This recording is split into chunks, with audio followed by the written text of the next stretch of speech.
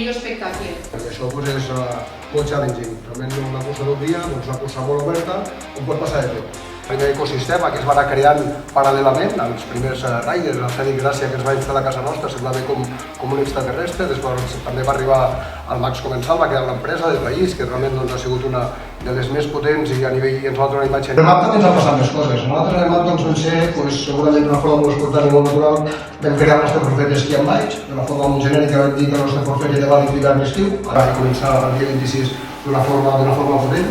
A partir del dimecres comencem a tenir finals, dimecres 28 tenim finals i a partir d'aquí cada dia hi ha finals fins l'últim dia, que és el diumenge, a la qual aquí tenim una cerimònia de clausura i farem l'entrega de la bandera als pròxims organitzadors.